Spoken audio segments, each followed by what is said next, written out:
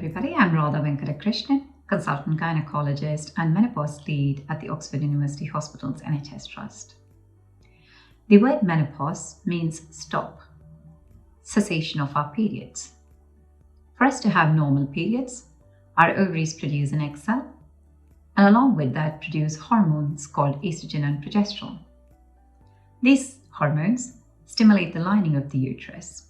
If there is no chance of pregnancy in the cycle, the lining is finally shed, thus giving us a period.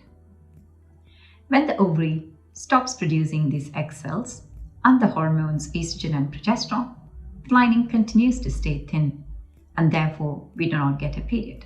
Menopause is diagnosed when a woman does not have a period for 12 consecutive months. The average age for menopause in the UK is 51 years.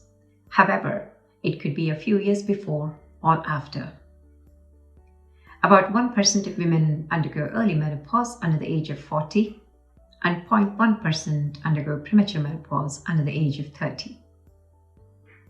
Often leading up to the menopause, there is a transition phase for a few years, and this transition phase is called perimenopause, and it can start sometimes in early 40s. During this time, our ovaries start to decline in the production of the hormones, and we therefore have irregular cycles and symptoms of low estrogen. It is therefore important to be aware of this and access adequate support. My name is Grace Jeffrey and I'm the Black Asian Minority Ethnic Health and Wellbeing Lead, and I'm here to talk about some of the more common menopause symptoms and how to manage them. One of the most common symptoms is hot flushes.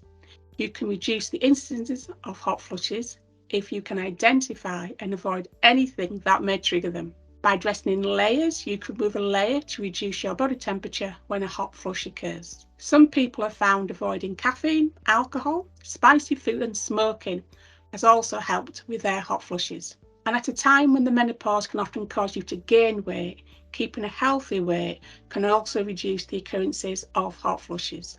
And last but by no means least, a portable fan comes in really handy when trying to cool down. Another symptom of the menopause is brain fog. What is brain fog? Brain fog is the term often used to describe the experience of finding it difficult to perform everyday tasks, as well as the inability to focus and concentrate. Or put another way, if you've ever gone upstairs or entered a room and can't remember why you were there or what you were going to do, chances are you may have experienced brain fog. If you do experience brain fog, it's important that you don't doubt yourself or your abilities.